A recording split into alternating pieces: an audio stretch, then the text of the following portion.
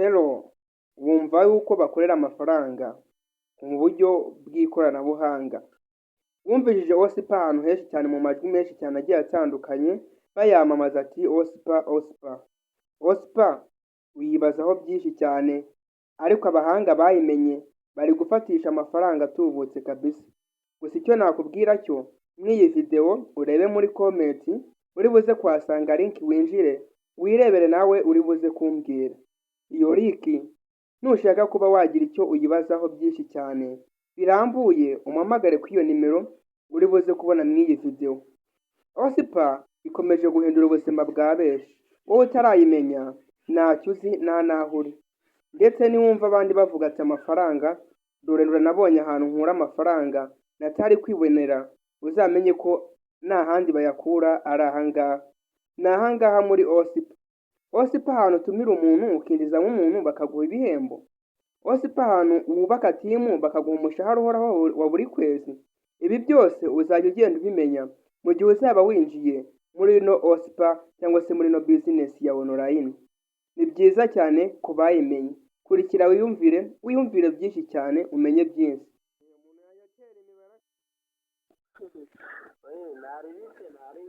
Hello, nongeye kubasuhuza, murakaza neza, ni kuri Smart Income. Mbere ya byose banza utambike telefone yawe. Iyi video ntabwo dushaka ko iba ndende cyane, tugiye kuba twarebera hamwe uko wahanga account ya OSPA kugira ngo ubashe kuba wabikura amafaranga yawe. Tumaze iminsi turebera hamwe uko wakorera amafaranga kuri online. Wowe utarakanda subscribe unafungura akazogera urimo uracikanwa. Abakeneye kuba bafungura account hano muri no business ya OSPA, numunyandikire ku izi nimero 0711355514. Iyo nimero niyo ndagufasha wamaze ukabasha kuba nawe wagira account ya bank, usevingaho amafaranga yawe bakajya baguha inyungu.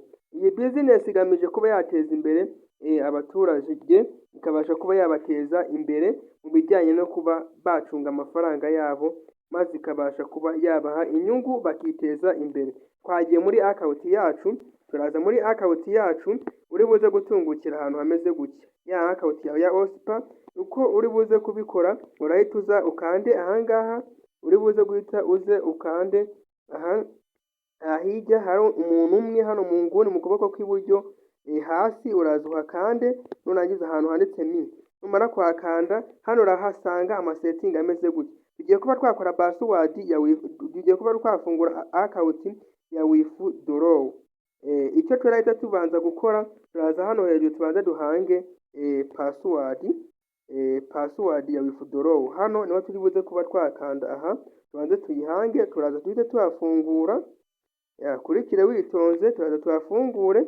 Nitumara kuhafungura, aha mbere turi buze kuba twakandikamo password aha hejuru, na hano hasi twandikemo password. Urimo urabibona, hasi turayikofirima. Nitumara kuyandika twahita dukanda hasi handitse confirma, nituba twamaze kuba twayifungura. Urimo urabibona, twagiye tugiye kuba twakoza password. Urandikamo aha hambere, nizera yuko uyizi, ni imibare 6.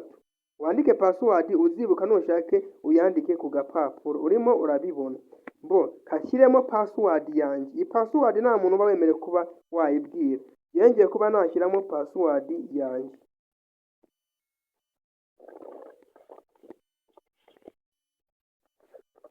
Password numara kuba wayisevingaho, barahita bakuzanira ahantu hameze gutya. Niba umaze gukonfirma bahita bakuzanira ahantu hameze gutya. Icyo urakora n'ubu umaze kuba wabona agataburo kameze gutya, umaze gukonfirma, urabona hano hameze gutya. Icyo urakora hano urahita ugarura inyuma, urakanda mu itushi rigarura inyuma. Nurangiza uze hano tugiye kuba twahanga my bank. Iyi ni my bank, ahangaha niho tugiye kuba twahanga my bank. Ahangaha urimo urahabona, aha niho tugiye kuba twahanga my bank. Ahangaha turaza tube twafungura hano handitse my bank. Nitumara gufungura hano hejuru turahita twandikamo nimero ya telefone. Aha hejuru turi buze kwandikamo izina. Aha ni izina izina. Ahangaha turandikamo Neziryaho Fidel. Ahangaha urandikamo simukadi, urandikamo amazina abaruye kuri simukadi uzajya ubikurizamo. aha hejuru ndakeka yuko turandika hano, ahangaha biraterwa n'umuntu wowe uri buze kugira, ahangaha nanjye ndibuze kuba nashyiramo izina rihuye na nimero nkoresha, aha hambere uri buze kuba wabyandika gutyo, hano ha kabiri uri buze guhita uselegitinga simukadi, hano katube kagende mbikora, hano urahita uhitamo simukadi, kurikira witonze, hano urahita ukanda hano ha kabiri uhitemo simukadi, niba ari Airtel uzajya ubikurizeho uyandikemo, nurangiza uyandikemo, nurangiza hano hasi wandikemo nimero uzajya ubikurizamo, aha handitse wallet or bank, niyo zaba zanditse hano hasi uzandikemo, nurangiza urahita ugarura nyine urandikamo ahangaha nimero, hano niba ari ziza hano hasi uzikopiye, numara kuzikopiya uzizana uziterekemo aha hejuru, numara kuziterekamo hano hejuru ushyireho 0 nurangiza ahangaha icyo urakora urahita ukora hano hepfo, aha hepfo handitse withdraw, aha turashyira ya password ya mukanya niyo tugiye guhita tuhashyira, niturangiza duhite dukora hano handitse save, ahangaha turaba turangije kubikora. Mu yindi video tuzahita turebera hamwe uko wabikura amafaranga yawe akakugeraho noneho umaze kuba warabisevinze warabonye bikunze.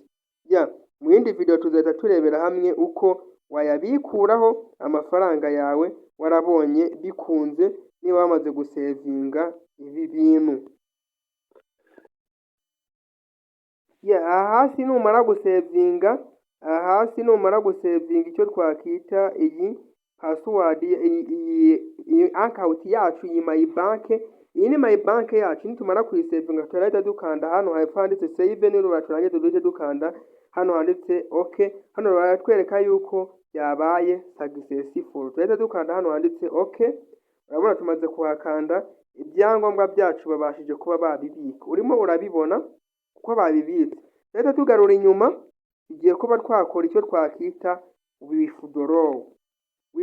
Uhituza hano kuri kano kantu aka setting hano handitse home, ugagakandaho, uraza ugakandeho, numara kugakanda icyo urakora urahita uza hano handitse recharge, ahantu handitse urahita ukanda hano handitse withdraw, uraza uhakande ahangaha, numara kuhakanda aha hejuru ahangaha urimo urahabona aka gataburo aka kambere urimo urakabona, aka ni kuruzuzamo amafaranga yanditse hano hasi, urabona ko hari 0 ntabwo twari twabikura, iyi account ni shyashya, ni amafaranga bari bazanaho, nuba wagize amafaranga urahita uyasanga hano, nurangiza urayandika hano mu aka gataburo, nurangiza hano ushyiremo ya password yo kubikura, hano baragukata 10%, ahangaha urimo urabona yuko hano baragukata 10%, niyo baragukata 10% bitewe nayo wabikira. Ahasigaye uraza uhite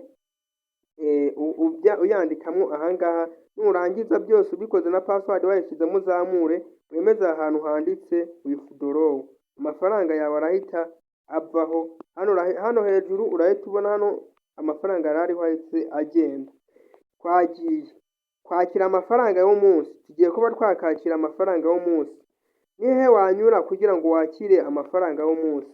Amafaranga y'umunsi uraza ukanda hano kantu handitse invest, uraza uhakande, mwibutsa niba ugeze kuno munota nimero wanyandikiraho zirahari, nazibabwiye ni 0781135514, uraza uramamagara ngufashe ko wafungura account, uraza wakira amafaranga y'umunsi ukanza hano handitse invest, nurangiza urahita ukanda hano kwa kano gakaramu kanditse urahita ukanda hano handitse hold PSC, nurangiza uhakande, numara kuhakanda urahita uza hano handitse earn, ahangaho urasanga habaye icyatsi, hose urasanga habaye icyatsi, aha hose handitse earn, nurangiza uhita ukandaho rimwe, ahita hahinduka gutya, ahita hamera nka gutya, uraza ukandeho, nurangiza ukanda okay, amafaranga yawe arahita azaho. Kugira ngo umenye amafaranga ya niba yaje urahita ugarura inyuma, uza ukanda hano mu nguni hano hasi handitse ukandeho, nurangiza urahita ubona amafaranga yawe yaje hano hejuru. Aha arahita aza hano, ahangaha niho arahita aza. Ubwo rero icyo gihe uraba wajya guhita uyabikura unyuze hamwe twanyuze. Urabona video yacu tubashije kuba twabikora neza, turebye ibintu byinshi bitandukanye. Urasabwa kuba wakurikiranye akantu ka mbere kugera kuri uyu musozo, ubashije kuba wabimenya. Ndabakunda, Imana ibarinde, mukomeze kugira ibihe byiza. Naho ubutaha, cawu cawu, turi kumwe. Wibuke gukanda subscribe. Naho ubutaha, Imana ibarinde.